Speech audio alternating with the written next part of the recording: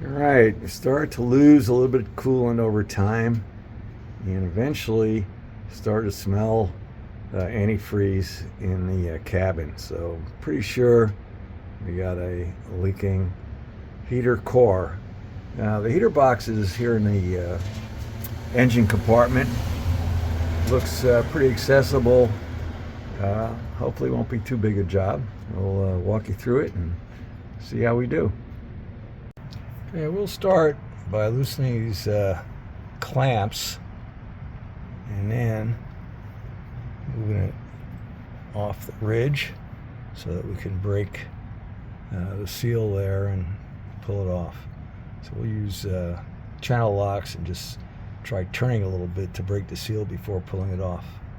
Right, so we're draining that top 5/8 inch hose down, save the coolant from there. That hose actually broke when we tried getting it off, so that one will not be going back on. We'll get a replacement. We'll see if we can save the other one. With it drained that low, I think we'll probably be able to just take this hose off and keep it up high enough that it doesn't spill out. We'll see. Okay, this one actually came off easier. It broke free and didn't deform the fitting. As you can see, I did on the smaller one. No big deal. We're replacing the core, and so that'll all be new. Okay, we got all the screws off of this top plate, so that should lift off now.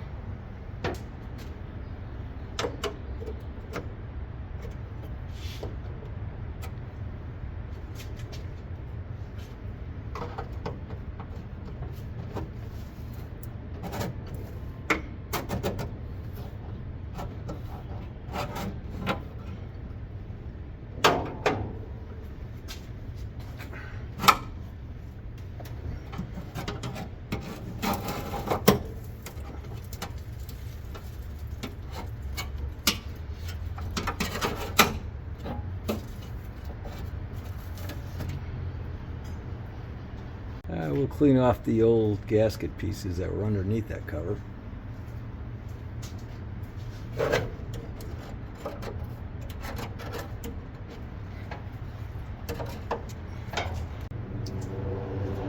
Okay, so these two screws obviously hold the heat core in here, and so these two over here would also be holding the heat core up against this top section. So what we're going to do is we're going to try and loosen all these screws around the top section and see if it comes off and brings the heat core with it. Wouldn't that be nice? We'll see. All right, we got all the sheet metal screws around the periphery taken out, and the one larger screw holding it onto the firewall. Let's see if everything comes out now. I don't know. It seems pretty solid in there. Maybe not. We'll have to play with it a little bit and see. So, looking at a video on the bench disassembly one of these puppies, looks like there might be some screws on the backside between the firewall and the case. Means we probably have to take the whole heater out. And I think it's held inside by two nuts on a stud, and we'll go look for those and see if we can take those out. All right, so I removed the glove box to get at those two nuts. Now you can see this glove box is in pretty sad shape, and we're just going to replace it. And as long as we're replacing it, we'll replace it with one of those nice new plastic replacements. Okay, there's some light on the subject. You can see the stud's still there with the nut taken off. And the same thing over there.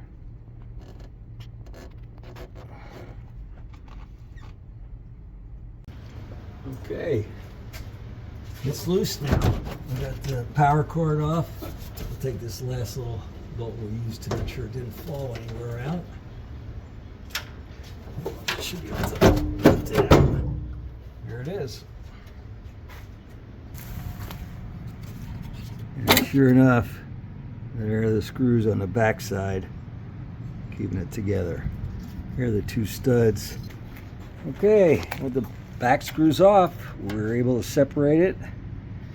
There's the core clamped onto that top piece. We'll just replace that and start putting it all back together. And here you can see where the old heater core was leaking. Replacement was definitely in order. So the previous owner or owners had replaced the core once before, and in trying to get the nozzles out through these slots, it bent this tab back and forth to the point where it was so weak it broke off. And so you can see I put a fiberglass patch over it to hold it in place, and I put a screw on the piece that was broken to line everything up properly when I did that. So it looks like the only reason we had to take the whole heater out and away from the firewall is these screws in the back. And since the lining holding the core slips on this side of that flange, I'm just going to cover those holes with some tape and not put those screws back in. I'm pretty sure with all these screws around the other three sides, it'll be nice and secure and not a problem.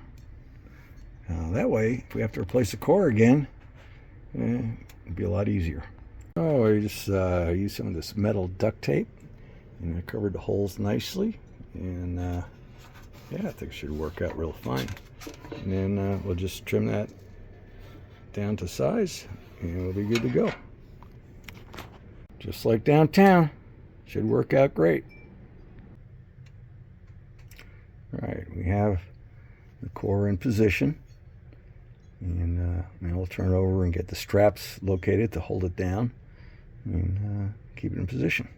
Okay, here's the straps. You can see this one was already a homemade replacement by the previous owner, but should work fine. And here's the original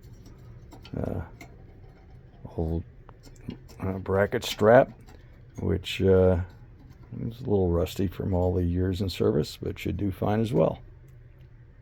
Okay, we have the new core secured down with the brackets,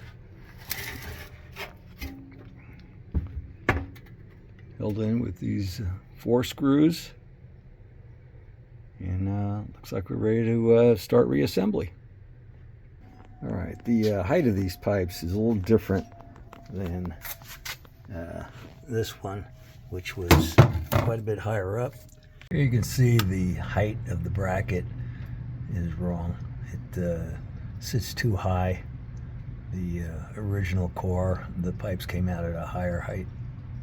Here you can see the spacing between the two tubes or pipes are also off. So this bracket just won't work. So we're gonna just have to leave that bracket off. I think it's gonna work fine. They seem plenty sturdy enough. Should be good. Okay, rather than get a gasket kit or anything, I'm just gonna make a gasket with this Permatex Ultra Black. And yeah, I use this for oil pans and everything else. It should work fine here, and because it's just silicone, it should come apart easy enough in the future if we have to do that. And we'll put a little this black goop around the edge of the top cover, and we'll be fully assembled. All right, now we just got to slip the exit port from the blower into that little square hole there, and then the two studs will fit through that hole and that hole, and we'll put the nuts in on the other side. Well, we got the heater just sitting there. The studs are through the hole, and you can see it there, but the blower exhaust duct is fitting right in that square ducting of the heater inside. All we gotta do is tighten those nuts on the studs on the inside, and bolt up here on top, and we're good to go.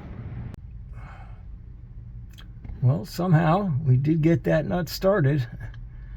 It was a little bit of a tricky, but now it's started, we'll be able to tighten it pretty easily.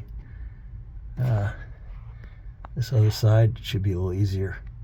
All right, so because we no longer have that bracket supporting nozzles at the heater itself, I put a clamp on the heater hoses leading up to the heater on the fender to basically isolate those heater hoses from the engine vibration and pulling and movement. So that'll minimize any stress on those core nozzles sticking out. You can see we got the engine up to temperature, took it for a run for a few miles. No smell of antifreeze in the cabin. And if you look over here, the heater, blowers blowing out hot air. Immigration, and you write a piece about how Lopez Obrador was able no to antifreeze smell to the southern border and affect American politics that way, because this is a... Okay, so the new glove box came today. Nice, and it comes with retaining clips. So once that's in there, it should be nice and durable and survive better than the old cardboard ones. And there we have it, a nice new glove box. Project complete.